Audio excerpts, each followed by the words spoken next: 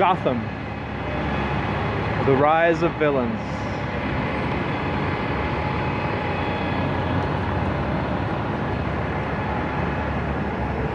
I'm walking outside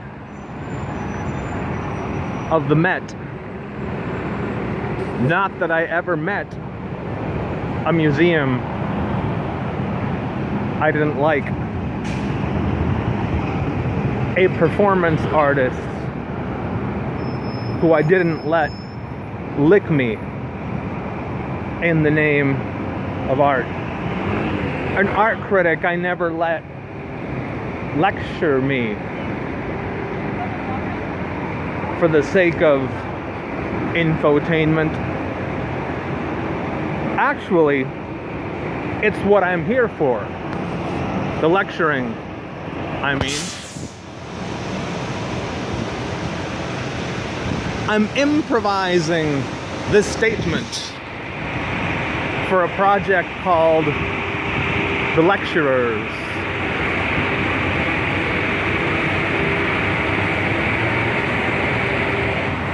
That features contributions from artists, I guess, discussing their process. Pablo Guardiola asked me to contribute. I told him, I'm a poet. What kind of art can I elicit other than the boringly textually complicit and not really explicit except in the needlessly verbal way? We drown out all context. We managed to make a city of 8 or 10 million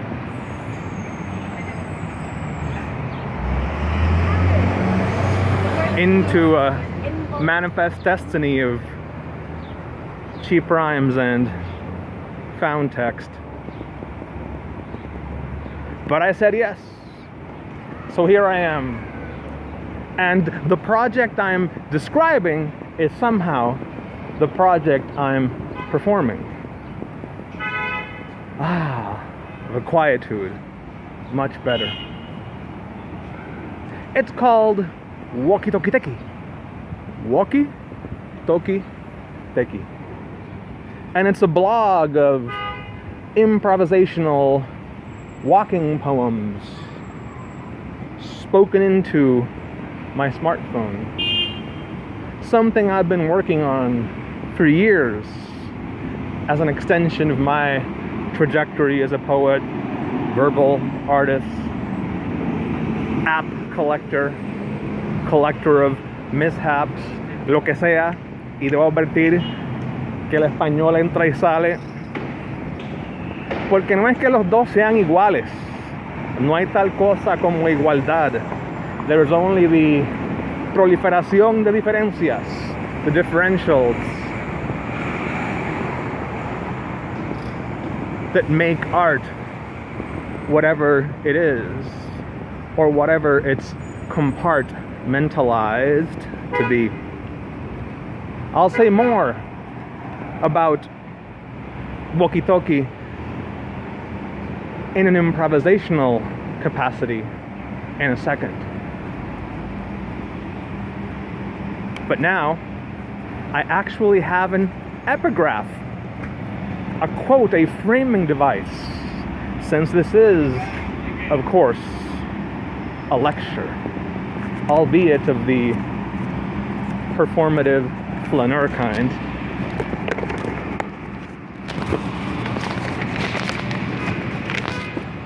Allow me to pull out my paper and let me get out of the doorman's way. Like the movies and the movie houses, printed matter plays an entropico role. Maps, charts, advertisements, art books, science books, money, architectural plans, map books, graphs, diagrams, newspapers, comics, booklets, and pamphlets from industrial companies are all treated the same. Judd, as in Donald, that is, I'm guessing, has a labyrinthine collection of printed matter, some of which he looks at rather than reads. By this, he means he might take a math equation and by sight translate it into a metal progression of structured intervals. In this context, it is best to think of printed matter the way Borges thinks of it, as, quote, the universe, which others call the library, or like McLuhan's Gutenberg galaxy, in other words, as an unending library of Babel. That epigraph is taken from Robert Smithson's 1966 essay, Entropy and the New Monuments. Entropía y los nuevos monumentos. And why did I violate the cardinal precept of Woki-Toki-Teki? By not improvising, by incorporating that quote from Smithson. Well, you see, Smithson was one of the figures who got me out of my hermetically self-referential, cozy text, sound, text, performance arc, and thinking about production in a new way, consumption in a new way, two values that I know stimulate the lecturer's project. I've thought a lot about site specificity, Earth in the Smithsonian sense, depositioning as a strategy, all in the context of poetry. And I'll tell you why this is unusual.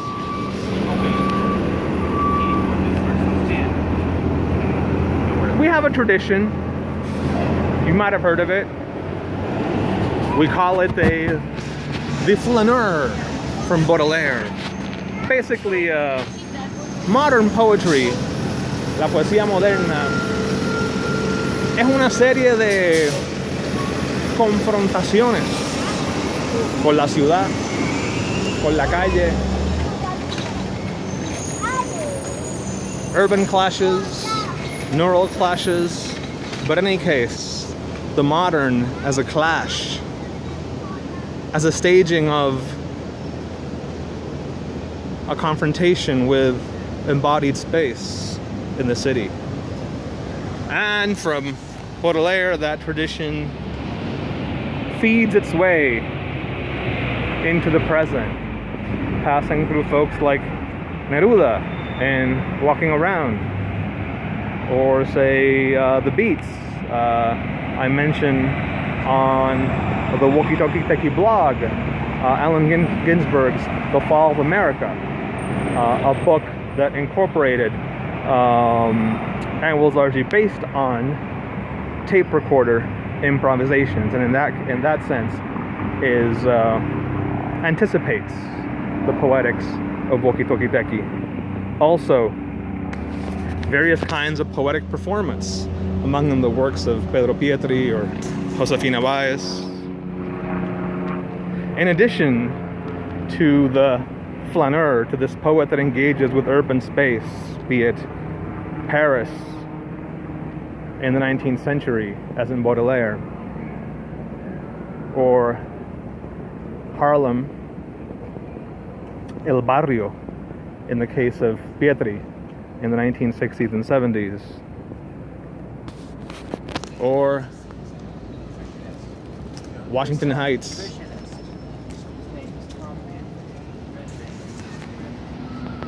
and the Dominican enclaves of New York City in the case of Baez. It somehow works as a flaneur poetics. And I've begun thinking, what would it mean to recast that flaneur poetics in the context of 2015? So let's say all the cliches: transnationalism, globalization, social media, web 2.0, digital, de cual, de tal, de machuchal. You know how it goes. I'm not the first to do this, of course. Baez herself has some thought-provoking and funny and beautiful and irreverent videos to accompany her performance texts, some of which work as meditations on the limits of writing, embodied space, and urban space in the context of this digital space. And those are YouTubeable in that sense, embodied spaces. I've also been thinking about what improvisation might be, what it might accomplish, given the fact that what for Cage or Brian Geisen or any of the great Jackson McClough, any of the great aleatory poet prophets of an earlier age, all that work could and is being repurposed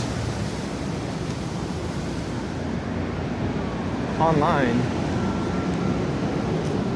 through generators and apps and software, and requires in that no special skill, no special danger. So somehow the digital used to mark a new frontier. Maybe now it just marks a market. And how appropriate that I say market, just as we reach the Guggenheim. Como que funcionó eso, ¿verdad? So how do we Guggenheim it in the age of Google? Guggenheim. What would that be like? So to make rhymes in the Guggenheim age, I guess they have the Goog in common. And so I'm gonna do my goo, baby poets, baby steps. That's what Walkie Talkie Taki is becoming, I guess. And you see how we've left behind the stiff, somewhat nerdy, somewhat uncomfortable lecture mode, and somehow eased our way, quirks and cracks in the sidewalk and all, into the embodied space of Walkie Talkie Taki, which of course is and is not material space because it's being compressed. It's being MP4'd and will be uploaded to YouTube and then linked to on the Walkie Talkie Taki website, therefore performing its own fake-ass commentary on the metaphysics of presence. That was so 1980s. So yes, what institutional gestures do we rock in 2015 other than the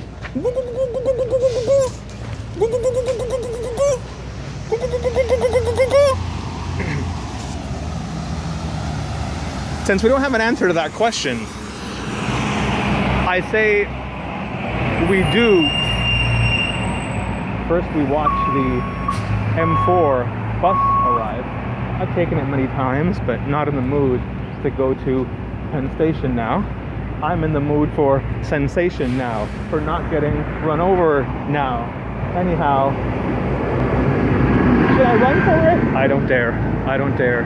I want to have a moment of codified danger. But I won't risk it. So when we don't know what else to do in Walkie-Talkie-Teki, we let the city become the poem. Not in a celebratory way, but maybe in a celeb oratory kind of way. We're right by the National Academy Museum. I knew someone who worked here. I knew someone. I worked. I improvised. I feigned I was a global citizen, whatever that means. Fuck global, fuck citizen, just fuck. The architecture, that's good. I'd say you can keep the arc and give me the texture, the trajectory of life. I'll take that. I'll take the visionary too. I'll take the installation. I'll take the in progress, and I guess I'll have to take the global and the citizen for all that I complained. There are a lot of inside jokes that animate Walkie-Talkie-Teki. These are personal jokes, but also culturally specific jokes. So citizen means something particular in my case as a Puerto Rican poet, right? Since we are citizens by birth, yet colonial subjects. But you don't want to hear about that. I was unpacking somehow. Although unpacking could work too. We need more pockmarks in the city, but the right kind. Somewhere between whitewashed and pockmarked in the right way, in the right época, poco a poco. Pocket squared, less pocket and more square.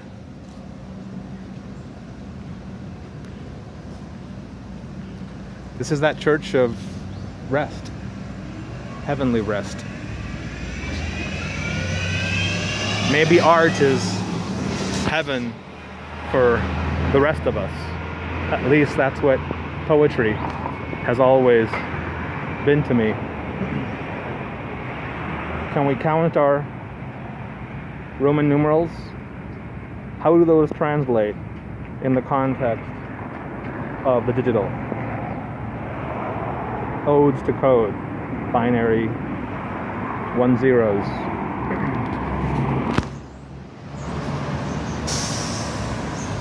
And zeros almost rhymes with gyros. Almost rhymes with G's. Almost rhymes with G's I can see all the way to Midtown. All the way to I'm running out of off rhymes. All the way to I'm jonesing for a smoothie. Sabes que está caliente estoy. Esta sería la cosa. Como 95 grados. 95 degrees with humidity. Who knows? There's a pigeon. And there's the Cooper Hewitt. Guess what we do to the city? We visit the Cooper Hewitt. We put a pooper scooper all the way through it. Cooper scooper through it, the Cooper Hewitt. That was a terrible rhyme. But those are the risks we take in Walkie-Talkie-Teki when we improvise. Somehow, by using these cheap digital tools, we return improvisation to its core, to its constructivist potential. My dear, John Deere. Why? Well, I'm thinking, what is it like to walk in the smartphone age?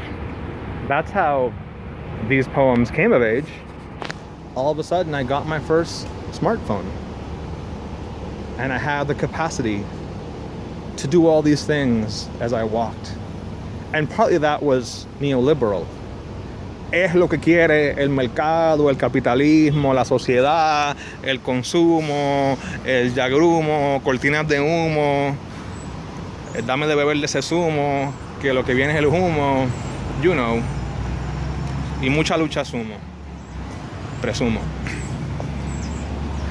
So I had this freedom to do all these things with my phone, but also these expectations. Check emails for work.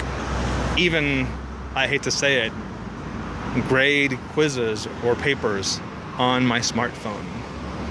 And all of a sudden, the smartphone had become this barometer of the promise and pitfalls of 2010 or 11 or 12 or 13 or 14 living. Hey, Big Bus! That's us.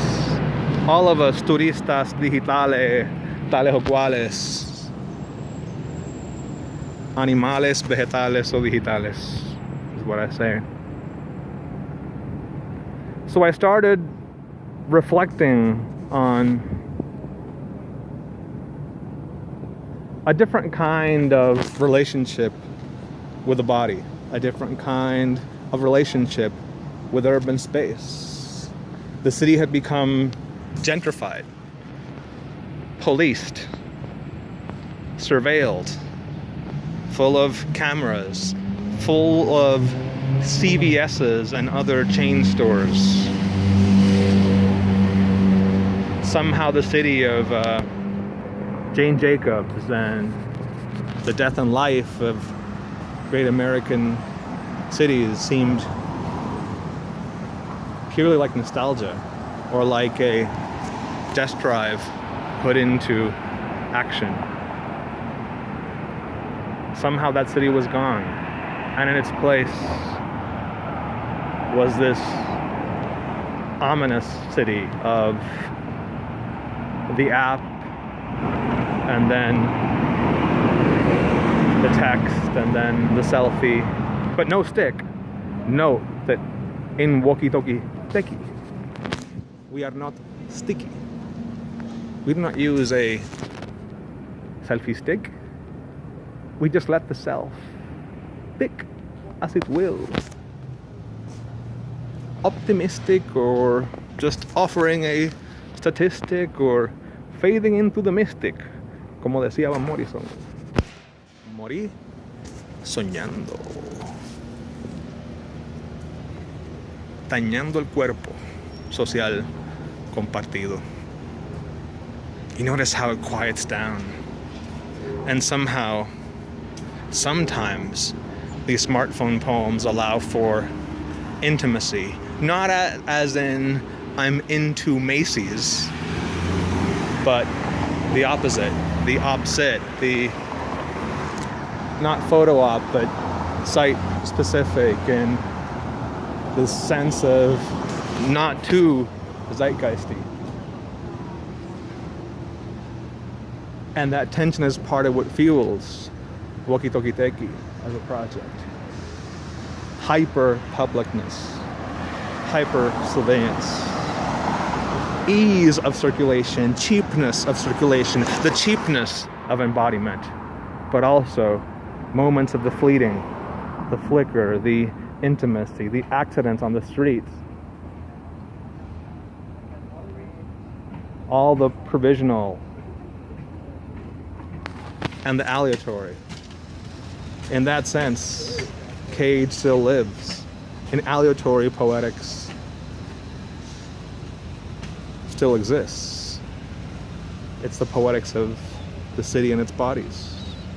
City bodies, as I call them in a poem. But that utopian potential, that celebration of an embodiment that's shaped by pain, that's shaped by struggle, that's shaped by the struggle to remember and the struggle to forget, and the incapacity to do either, must also be leveraged against the changes in the city. Not just gentrification and the coming of chain stores, the city in chains,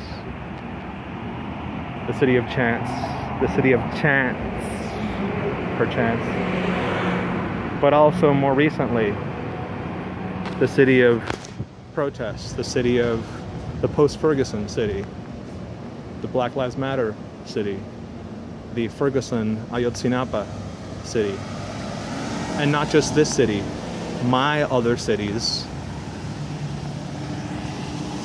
my original city, San Juan, Puerto Rico, which is now in the process of its own working through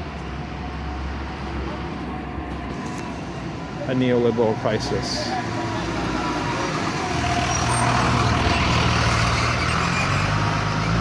Post office, we're never post, and the same corporate interests are still in office.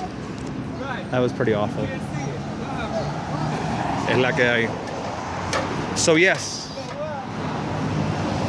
for a long time in my poetry I sought to integrate the antipodal, centripetal force of these cities, San Juan, Nueva York, more adequately the Bronx, but also two islands, an archipelago conciencia, and guess what? Current events kind of took care of that for me. ¿Es verdad? Because the same hedge fund mafia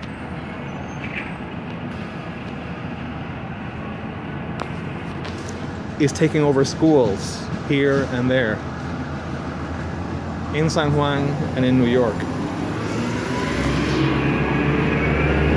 The same corporate interests that have defined our song.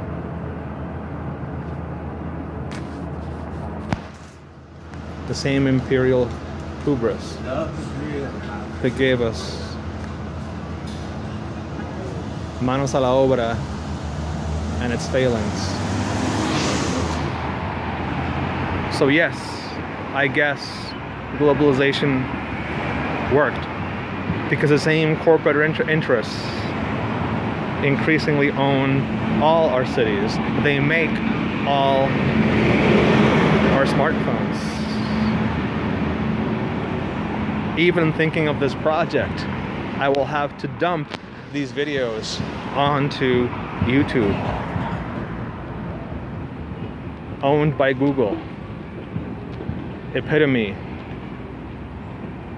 of data mining, surveying, disaster capitalist, pseudo innovation. And yet, it's given us cool stuff, cool gadgets. And I'll have to use it. Why? Because my videos are sometimes a half hour long. This one's almost getting there. And there's no other convenient way to upload and share and circulate, at least for free, que no sea YouTubeando. So somehow the walkie-talkie becomes the YouTube, becomes the neoliberali, becomes the fucks up globali, becomes the nutribali, but somehow we seek not to be neutralized. We seek our memory, our walking memory. That's another big part of Walkie-Talkie Techie, and I thank Los lecturers for the opportunity to work through my process, to talk about walking and walk about talking in ways that reveals the stakes as they cut through our hearts or our buffet tables, empty for so long now. That was terrible. This is what happens towards the end of a Walkie-Talkie Techie poem. City of cops, city of photo ops, city of people looking at you funny while walking their dogs. Welcome to the new urban slog. Esa es la que hay. City of development, and how appropriate, because we're, of course, bordering Central Park. Talk about development in that centralized way.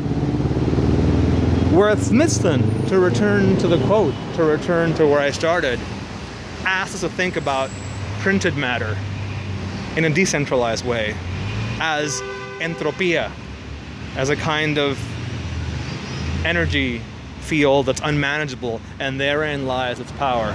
That was a breakthrough for me, not because I didn't have those intuitions, but because his work helped me nuance those and make them more complex, and see analogies with other kinds of art process that could enrich but also complicate my own.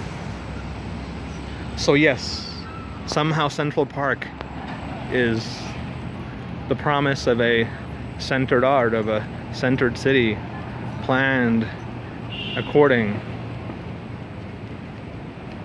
to a gilded logic. And somehow now we have that ciudad entrópica. But we still also have that gilded logic. The chaos came, but it was monetized. Who would have thunk? Another part of that quote of Smithson's that struck me was his use of the term printed matter, in performative quotation marks, of course. As a poet, printed matter is my métier, but as a longtime performer who's also worked in installation, who's worked with found text, and who of course now is working online to an extent, his cross-media understanding of print seems especially potent. Partly, of course, because it anticipates the internet, the way he uses Borges, for example, and the larger way he thinks about Judd and the remediations in his work. That idea of words becoming metal. I would imagine the opposite. Can the metal or glass or stone of this city become my words? Not in a descriptive sense, but somehow as a kind of digital ether, as an ambient, as a